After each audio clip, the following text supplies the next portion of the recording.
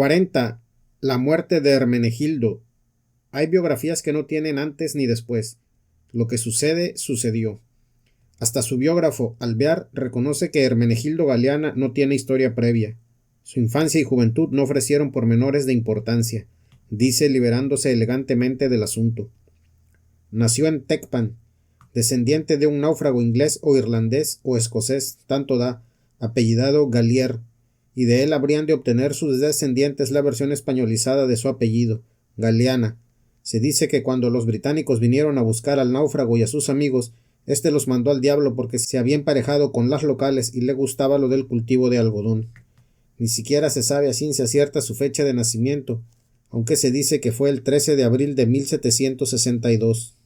Ranchero acomodado, sembrador de algodón, casado y viudo a los 6 meses con una mujer que le dejó herida tan profunda que nunca se volvió a matrimoniar, se desconocen sus motivaciones para unirse al principio a Morelos, pero fue de los primeros y sin condiciones, y no llegó solo, lo acompañaban su hermano Antonio, su tío Juan José y su primo Pablo.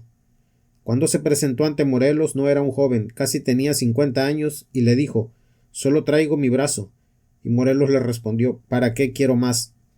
Valiente hasta la locura, terror de sus enemigos cuando dirigía las cargas al machete, incapaz de actos de crueldad, después del combate nunca fusiló prisioneros, Galiana se hizo de una amplia fama.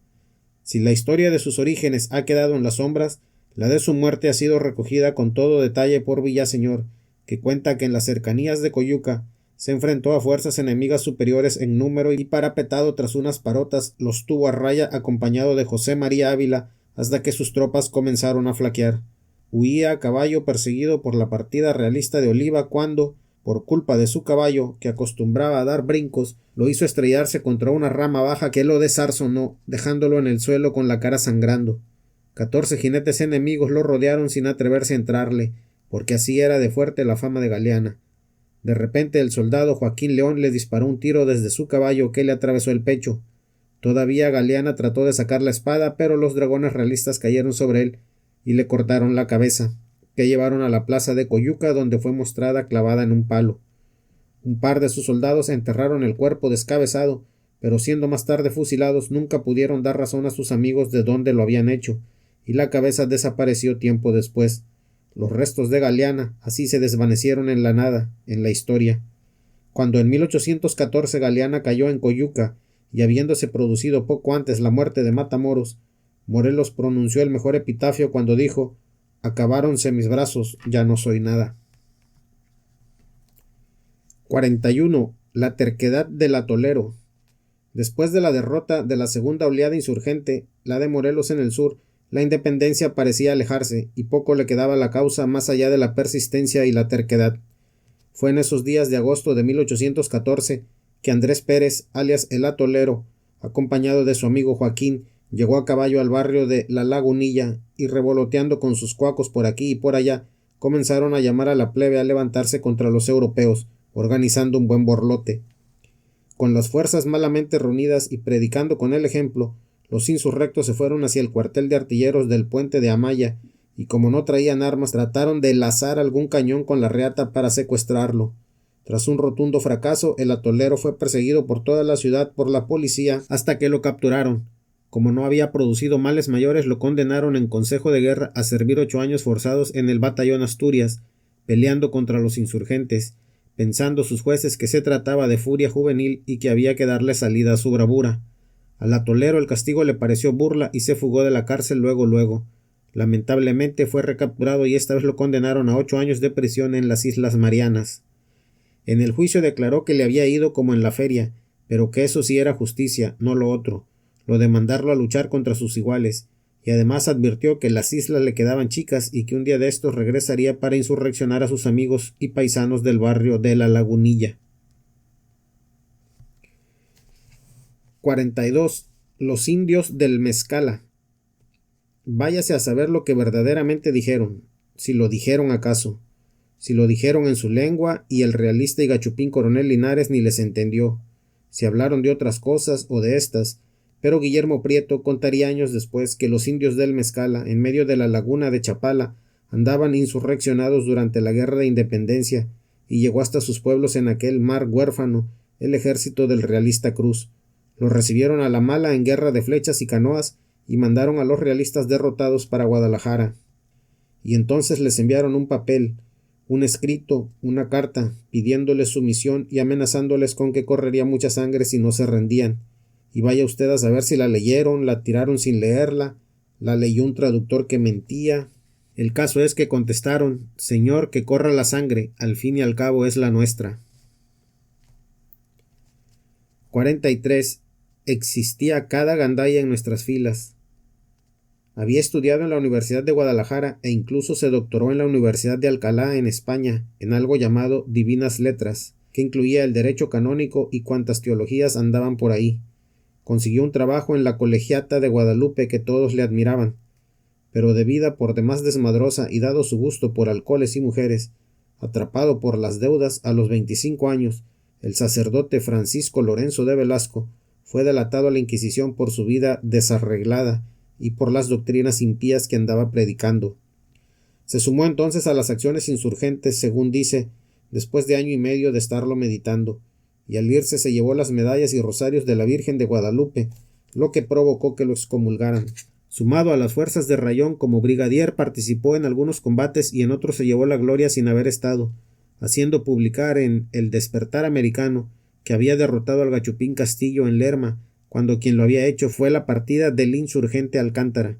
Partidario de la mano dura, hizo que apalearan a los realistas que se habían rendido en Pachuca.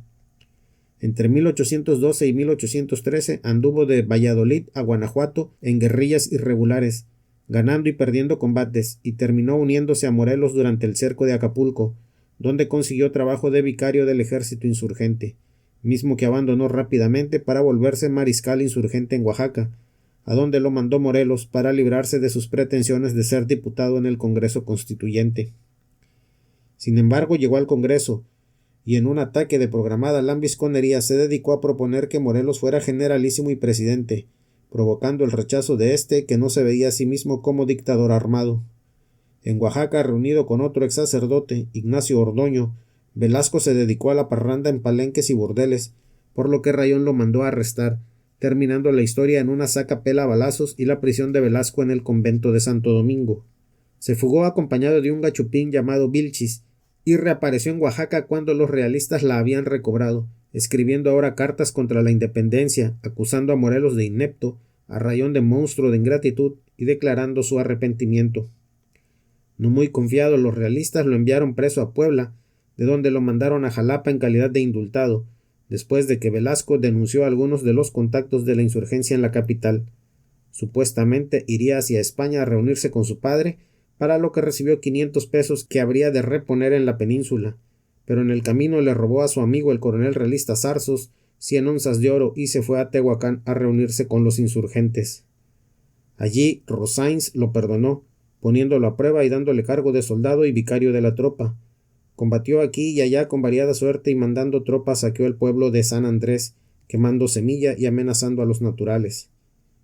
En 1816 trató de huir a los Estados Unidos, pero fue detenido por Guadalupe Victoria y puesto en calabozo, de donde salió acompañando a Mier y Terán a una expedición para recuperar un desembarco de armas norteamericanas, siendo perseguido por los realistas y muriendo ahogado en el río Coatzacoalcos.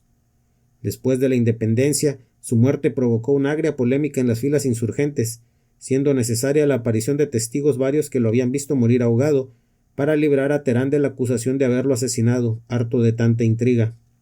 Por todos estos méritos, anda rondando en los ambientes de los estudios de la independencia la iniciativa de nombrar a Francisco Lorenzo de Velasco, patrón de los escasos exdirigentes del movimiento del 68, que han dado el chaquetazo. 44. Morelos. Los retratos varios le hacen justicias varias. Con una historia oficial empeñada en ensalzarlo, ni siquiera pueden ignorar la verruga sobre el cachete derecho, la gordura y el paliacate que supuestamente usaba para evitar el sol, que le producía terribles dolores de cabeza. El retrato, propiedad de los Barba, fechado en julio de 1809, muestra a un Morelos de ojos claros, cubierto por un capote oscuro y un pañuelo blanco anudado sobre la cabeza, un Morelos más flaco y más moreno, aunque de ojos claros. En la ilustración de 1843 del diario El Museo Mexicano tiene más pelo. El retrato de Trinidad Carreño de 1875, copiado en Madrid, lo muestra delgado y blanco, españolizado. El retrato en cera de la Galería Histórica del Museo Nacional, que muchos definen como la primera imagen de Morelos, lo muestra como un cura gordo, con solideo, avejentado, con papada y ojos de sapo. La litografía de José T. Silva para México a través de los siglos lo dota de potente nariz, patilla con más pelo, lo hace menos gordo y con rasgos de criollo. El retrato publicado por Carlos María de Bustamante lo muestra criollo, de labios gruesos, regordete, sin paliacate, y fue tomado de un retrato de cera de un tal Rodríguez. Cárdenas de la Peña reproduce, lámina 4, un óleo anónimo de la primera mitad del siglo XIX, con un Morelos con mayores rasgos indígenas, más cerca de la versión a lápiz que haría O'Gorman en 1961. Los testimonios insisten en que tenía rasgos negroides. En suma, en nada se parecen retratos y versiones. Queda una vaga imagen común que el paliacate unifica. Según las chaquetas de uniformes que los españoles devolvieron a México en el centenario de la independencia, una de las guerreras es maravillosa, repleta de bordados en plata, barroca, chinaca. Debía tratarse de un hombre gordo y de poca estatura. Se cuenta que le enviaron un asesino a su campamento, pero su llegada fue precedida por una carta que lo denunciaba diciendo que se lo conocía como el Barrigón. Morelos lo dejó estar e incluso lo dejó dormir bajo la misma tienda. El asesino se asustó y no cumplió su misión, huyendo al día siguiente, lo que le permitió a Morelos contestar a sus espías diciendo que en ese campamento, con lo mal que estaban comiendo, el único barrigón era él. 45. Cuando la felicidad lo requiera. Registra Alejandro Villaseñor en la biografía de José María Cos, escrita en 1909, poco antes de iniciarse la Revolución, que en septiembre de 1815 los diputados que hacían resto del Congreso de Chilpancingo seguían en labores tratando de escribir una constitución, pero los tiempos militares eran muy malos. El Congreso huía y huía. Los diputados no tenían sueldo. De su escolta de 80 hombres, solo 5 tenían fusiles. A ellos les tocaban turnos de guardia y comían carne con arroz, la mayor parte de las veces sin sal, y mal dormían donde caía la noche, siempre esperando a que los encontraran los realistas y los fusilaran.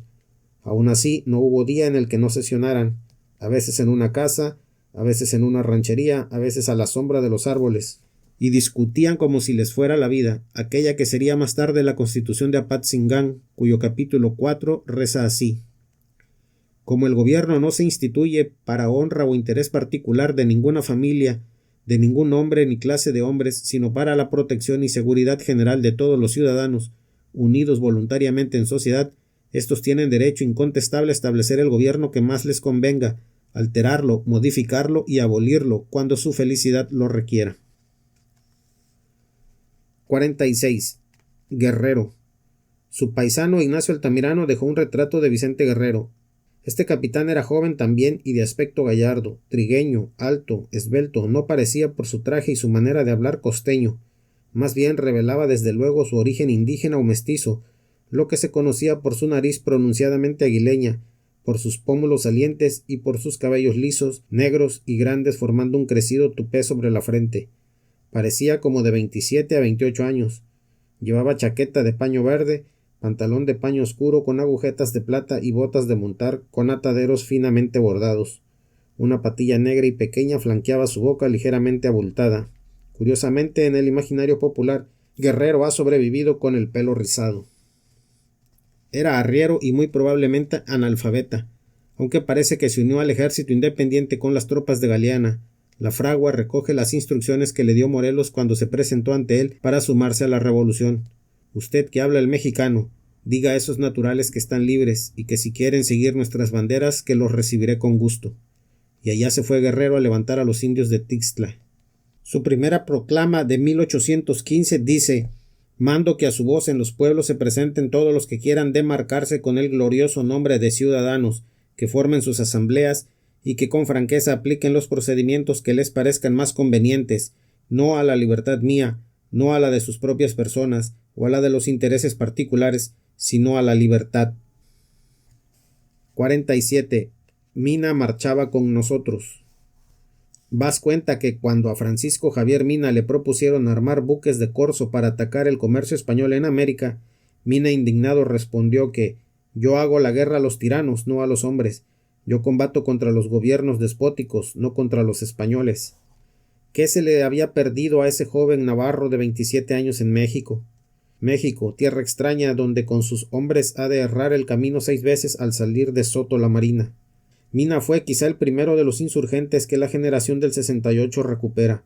Era el internacionalista. Descubro con sorpresa que en la edición de la biografía de Mina del español Manuel Ortuño, Fronteras de Libertad, la conexión reaparece cuando el autor hace referencia a su juventud internacionalista y militante, y se refiere a su experiencia mexicana, 2 décadas repletas de acontecimientos y rupturas, Tlatelolco de por medio. 48. La muerte del Giro. Los que lo conocieron decían de él que era extremadamente feo, añadiendo calificaciones como figura repulsiva. Quizá por eso le dio por vestirse elegante, muy Giro, y de ahí le vino el apodo. Se llamaba originalmente Andrés Delgado, y era un indígena tejedor de Salamanca que comenzó a hacerse notar hacia 1817, cuando mandaba a los Dragones de Santiago, una pequeña caballería insurgente que hizo la guerra de guerrillas en el Bajío. Terco como el que más, se fue quedando solo. Deserciones y muertes de las restantes partidas insurgentes y sus caudillos, hasta a su padre mataron los realistas por el solo hecho de serlo. Se decía que además de feo era muy habilidoso y que llegó a tener una fábrica de armas en el Cerro de Santa Ana y un escondite en las cavernas subterráneas cercanas al pueblo de Santa Cruz. El 3 de julio de 1819 andaba vagando casi en solitario en la cañada de la Laborcita, cerca de Chamacuero, perseguido por los realistas que finalmente lo encontraron. Se disfrazó y logró huir a un rancho cercano, de donde ya desesperado de andar huyendo regresó armado y se dedicó a insultar a los realistas retándolos. Un alférez de los Dragones de San Luis lo enfrentó a lanzazos y le clavó la suya en el pecho. Viéndolo muerto fue tras el caballo, pero el Giro se sacó la lanza clavada en el pecho y se fue hacia unas peñas hasta donde lo persiguieron los realistas. Mató a 3, hirió a varios y luego se arrojó a una barranca. Desde abajo lo siguió insultando. Se negó a rendirse y los realistas lo mataron a pedradas. Luego le cortaron la cabeza y se la enseñaron a su hijo de brazos. Más tarde la colgaron en la entrada de Salamanca para que todo el mundo viera lo feos que eran los insurgentes. 49. Los hijos y los nietos. La generación de la Reforma toma la independencia como su pasado, su fe y su referencia.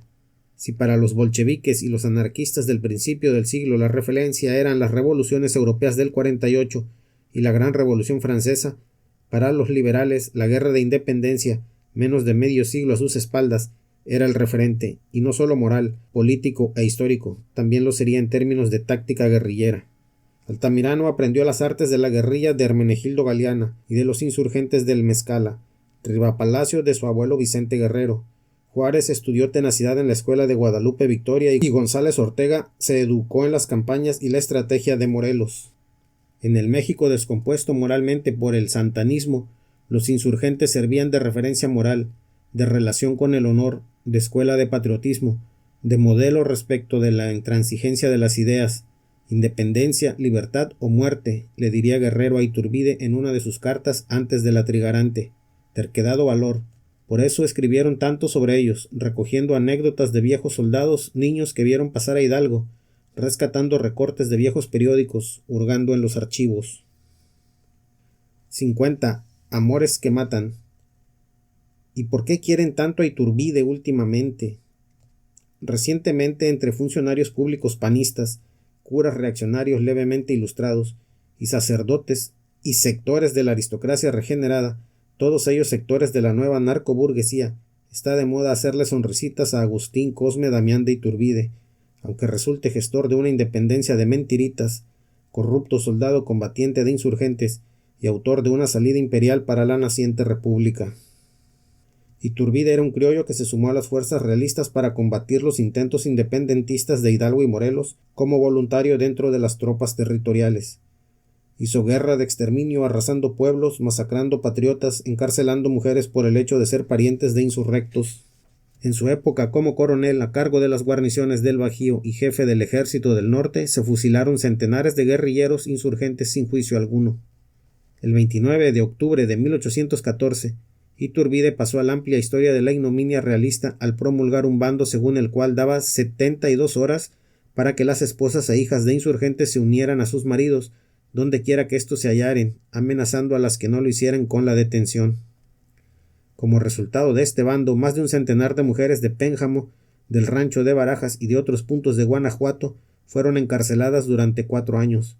Varias murieron de enfermedades en las prisiones, otras fueron violadas por los soldados, algunas perdieron a sus hijos, tratadas como rehenes y bajo amenaza de ser diezmadas si sus parientes seguían combatiendo. No solo era un caudillo represivo, también era un militar tranza.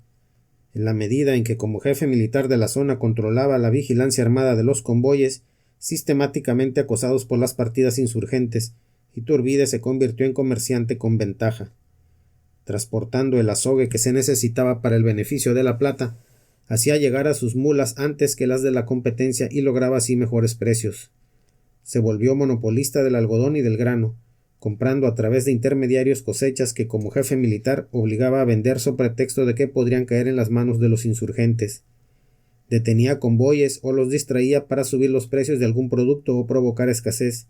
Y así, en paralelo a su correspondencia militar con el virrey, un río de cartas y notas firmadas por Iturbide y destinadas a sus agentes recorrió el Bajío, sugiriendo que se permitiera sembrar a los pueblos rebeldes para luego expropiarles la cosecha, pidiendo cuentas a un arriero, moviendo a sus emisarios para que el azogue llegara a Guanajuato antes que el de otros, vendiendo arrobas de chile a precio de inflación que él mismo provocaba, comerciando en algodón comprado a precio obligado para que los insurgentes no se lo llevaran, organizando providencias para evacuar maíz. Estas actividades provocaron la protesta de algunas de las casas comerciales más conservadoras de la región, entre ellas las del conde de Rull y las de Alamán, lo que provocó que el virrey llamara a Iturbide a juicio en abril de 1816, y aunque luego lo exonerara con el argumento de que como no era militar regular podía comerciar, lo dejó sin mando de tropa hasta años más tarde. En 1821 Iturbide propuso como salida al vacío de poder una independencia monárquica, en la que el trono de México se ofrecería a un Borbón español, en la que los contenidos sociales del ideario de Morelos estaban ausentes. En suma, proponía el olvido de 11 años de guerra civil. Y cuando el plan de Iguala se convirtió en gobierno independiente, el primer gobierno emanado de él se constituyó con militares realistas, miembros de la alta jerarquía católica y gachupines ricos. El movimiento independentista había quedado secuestrado. Iturbide, el gran consumador de la independencia, era el gatopardo nacional, quien proponía que todo cambiara para que todo siguiera igual, que incluso había elegido la independencia como un mal menor ante la nueva promulgación de la Constitución liberal española, y la salida fue un imperio con Congreso primero, sin Congreso al fin, en cuanto Iturbide pudo librarse de él y disolverlo, encarcelando a varios de los diputados. Las modas van, las modas vuelven. Durante 150 años la mochería conservadora ha venido proponiendo la restitución de Agustín I en el santoral laico nacional como artífice de la independencia de México, al que le debemos la bandera y una salida sensata para el embrollo que la independencia significaba, donde había mucha plebe resentida, ansiosa de reparación de agravios. Los agraviados y sus herederos seguimos pensando que Iturbide no era de los nuestros, y que mejor vaya y chingue a su madre. 51. El último de los Galeana. En 1821, perdido en las montañas de Guerrero, en tierra de mosquitos y de hombres pobres, sostenía una pequeña guerrilla Pablo Galeana, más por terquedad y fidelidad a los vivos y a los muertos que por otra cosa. De allí lo había desalojado un año antes el gachupín Armijo, arrasando pueblos y sembrados, y allá volvió a seguir peleando Pablo. Era el último de los Galeana. Luis, su hermano, había muerto en el sitio de Cuautla en 1813. Juan Antonio, su padre, había muerto en 1813 por las fiebres durante el cerco de Acapulco. Hermenegildo, su tío, el mariscal de Morelos, había muerto en combate cerca de Coyuca en julio de 1814 cuando una maldita rama se cruzó ante su caballo en huida. Ya no quedaban galeanas, nomás este ranchero de 40 años, coronel de una partida misérrima de insurgentes que combatía en Zacatula. Fue entonces cuando le llegó un recado de Guerrero, que ya había independencia, que había un pacto con Iturbide para lograrla, y llegaron más mensajes que decían que ya casi todo había terminado y menos mal que Guerrero se acordó de él, porque si no le avisan todavía seguiría en esos cerros peleando. Galeana no se lo acababa de creer, pero por si las dudas puso a sus hombres a caballo e invadió Michoacán para encontrarse allí con Guerrero. Una vez se hubo desmoronado la resistencia realista, Galeana rechazó ofrecimientos civiles y militares diciendo: «Me voy tal como vine, se retiró al rancho del Zanjón a cultivar la tierra y a recordar a los muertos. 52. Luego llegaron los burócratas. En el gobierno de Iturbide el debate por establecer la fecha en la que se celebraría la independencia fue enconado. Los iturbidistas insistían que fuera el 27 de septiembre, día que hizo entrada en la Ciudad de México el ejército de las Tres Garantías, y solo después de un virulento debate se quedó en reconocerlo en plan de igualdad con el 16 de septiembre. A la caída del imperio, en 1823, una comisión del Congreso estableció la lista oficial de los padres de la patria.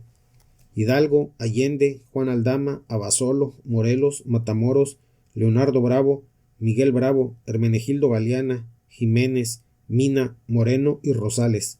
La fiesta nacional estuvo a punto de estropearse porque en la Ciudad de México había una epidemia de sarampión. 53. La última bandera. Un virrey que se rinde no es un imperio que se desvanece, y en un remoto recodo de México el imperio permaneció. El último resto fue la fortaleza de San Juan de Ulúa en un islote enfrente del puerto de Veracruz. Diseñada para ser un castillo que protegiera el puerto de los piratas, comunicada por mar con La Habana, podía resistir durante años.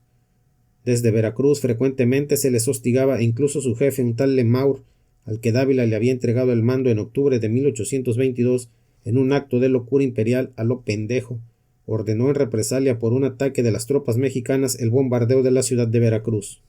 72 cañones escupieron fuego sobre una población desguarnecida y teniendo como objetivo a los civiles. Los jarochos tuvieron que abandonar su ciudad bajo el fuego. Bajo el mando del brigadier José Coppinger continuó la resistencia de la fortaleza, que tras 4 años de independencia parecía un insulto insuperable, una espina clavada. Pero parecía no haber manera de doblegarla. El abastecimiento de la fortaleza se hacía por barco, y desde buques mayores llegaban a Ulúa en chalupas y botes municiones, víveres y hasta vino, añadiría un cronista. Finalmente el potosino Miguel Barragán ordenó el cerco con la ayuda de barcos que había comprado en Inglaterra el gobierno mexicano. El bloqueo marítimo se armó con las fragatas Libertad y Victoria, el bergantín Bravo, la goleta Papaloapan y los cañoneros Grijalva y Tampico. El cerco funcionó rechazando los auxilios que les venían de La Habana a los realistas. Comenzaron las negociaciones para la rendición. El 19 de septiembre de 1825 la última bandera española se arrió en territorio mexicano. Un país independiente pero devastado tras 11 años de guerra civil y 4 turbulentos años de posguerra quedaban atrás. Notas sobre las fuentes informativas. La mejor biografía de Hidalgo me parece la de Luis Castillo Ledón, Hidalgo, la vida del héroe. Hay elementos interesantes en la de Macísidor, Hidalgo, Morelos, Guerrero, la de Altamirano, Don Miguel Hidalgo y Costilla, en Ruta de Hidalgo, Felipe Jiménez de la Rosa, en Guzmán Peredo, Miguel Hidalgo y la Ruta de la Independencia, y Alfonso García Ruiz y Diario de Hidalgo. El catálogo de insultos contra Hidalgo surge del estudio introductorio de Masae Sugawara, el anti-Hidalgo. Después de haber redactado esa viñeta descubrí que la idea se le ocurrió a otros antes que a mí.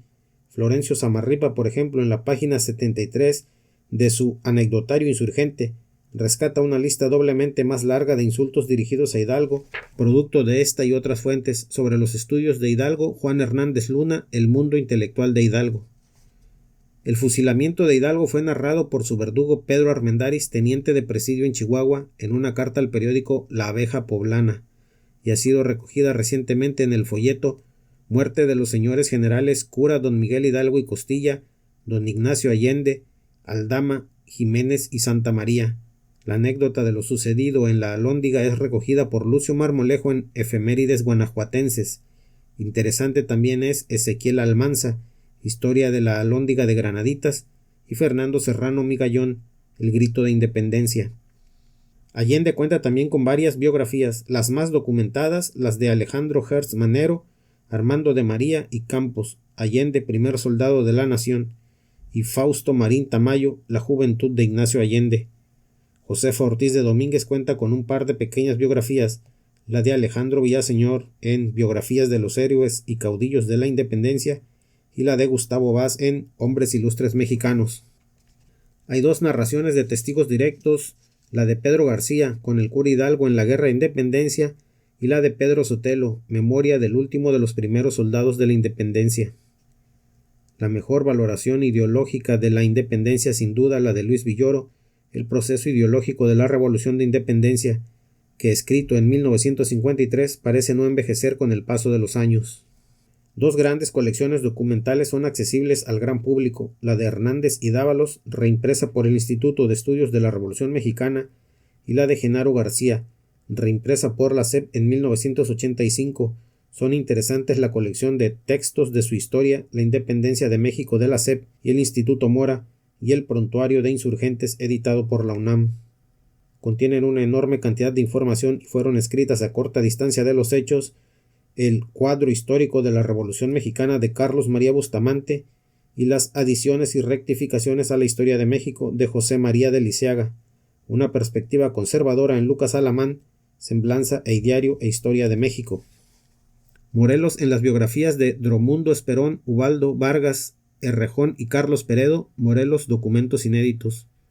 El sitio de Cuautla es muy bien contado por Luis Chávez Orozco en un texto de 1931, al que hay que agradecerle la enorme precisión de sus datos, y se cuenta con la narración directa del capitán Felipe Benicio Montero. Los lugartenientes de Morelos en Alvear Acevedo, Galeana, Lilian Briceño, Laura Solares y Laura Suárez, Guadalupe Victoria, primer presidente de México. De la Rosa, Mariano Matamoros, González Navarro, Guerrero y la tradición agrarista del sur. Héctor Ibarra, Nicolás Bravo, Historia de una venganza. Ernesto Lemoyne, Vicente Guerrero, última opción de la insurgencia. Armando de María y Campos, Matamoros, teniente general insurgente. De la Rosa, Mariano Matamoros, Oropesa, el Ejército Libertador del Sur. Ramírez Fentanes, colección de documentos más importantes relativos al general de división Vicente Guerrero. José María Lafragua, Vicente Guerrero, el mártir de Cuyapan. La visión liberal del 19 muy claramente en Hombres Ilustres Mexicanos de Zárate, Agoitia, Vaz, Jorge Hammeken, Olaguirre, Lafragua y Olmedo, y en Efemérides históricas y biográficas de Francisco Sosa. 4 novelas contemporáneas se han escrito sobre estos acontecimientos. Los tambores de Calderón de Jan Meyer, la novela de Villalpando sobre Calleja, Mi gobierno será detestado, la de Mario Moya Palencia, El zorro enjaulado y Victoria de Eugenio Aguirre, las dos últimas con una buena investigación documental tras de sí. Vale la pena revisar el libro de Fernando Benítez, La ruta de la libertad, los 11 ensayos de tema insurgente de Luis González y Utopías mexicanas de un Gastón García Cantú anterior a su fase estatalista. Las batallas de la primera etapa de la revolución han sido contadas por Heriberto Frías con mucho color, pero quizá con no demasiado rigor, en Episodios militares mexicanos, en Gabriel Ferri, La vida militar en México, y en Ruth Solís, Las grandes batallas en la Guerra de Independencia.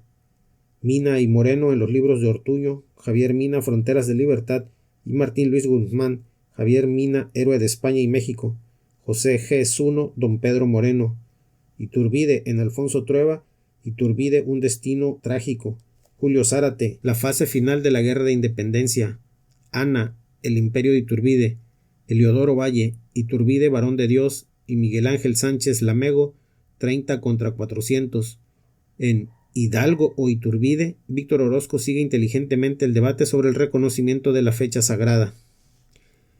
Resultan particularmente interesantes el libro de Mario Mena, El dragón de fierro, Manuel Acuña, Gustavo Vaz, Rafael del Castillo y otros, Romancero de la Guerra de Independencia, El Atlas histórico de la Independencia de México, los libritos de J. León, El último baluarte y La bandera de los realistas, La historia de San Juan de Ulúa de Francisco Santiago Cruz, Fernando Osorno, El insurgente Albino García, Brian Hammett, Raíces de la Insurgencia de México, Historia regional 1750-1824, Doris Ladd, La nobleza mexicana en la época de la Independencia, 1780-1826, Rogelio Orozco, Fuentes históricas de la Independencia de México, Jaime Rodríguez, El proceso de la Independencia de México, y la versión de la Independencia de México a través de los siglos, narrada por Julio Zárate. Son interesantes las antologías de Virginia Guedea, Textos insurgentes, Álvaro Matute, México en el siglo XIX, Jacobo Dalevuelta y Manuel Becerra Acosta, Visiones de la Guerra de Independencia, Gastón García Cantú, Lecturas nacionales y episodios históricos de la Guerra de Independencia. Una antología editada por Aeroméxico recoge muchas de las narraciones liberales. Historias generales y abundantes en información, Juan N. Chavarri, Historia de la Guerra de Independencia. Luis Chávez Orozco, Historia de México, 1808-1836. Agustín Cue Cánovas, Historia Social y Económica de México. De la Torre Villar Ernesto, La Independencia Mexicana. Domínguez Jorge I, Insurrección o Lealtad. Elsa Gracida y Esperanza Fujigaki, La Revolución de Independencia en México, un pueblo en la historia. Hay una serie de historias regionales que recogen información que no llega a los textos generales. José Luis Lara Valdés, Guanajuato, Historiografía. Epigmenio López Barroso, Diccionario Geográfico, Histórico y Estadístico del Distrito de Abasolo del Estado de Guerrero. Melgarejo, Boquilla de Piedras, el puerto de la insurgencia. Ochoa, los insurgentes del Mezcala. Ramírez Flores, el gobierno insurgente en Guadalajara. Rincón Anaya y Gómez Labardini, breve historia de Querétaro. Y desde luego estas viñetas nunca hubieran podido ser escritas sin las lecciones de historia patria de Guillermo Prieto, las noticias biográficas de insurgentes apodados de Elías Amador y las biografías de los héroes y caudillos de la independencia de Alejandro Villaseñor.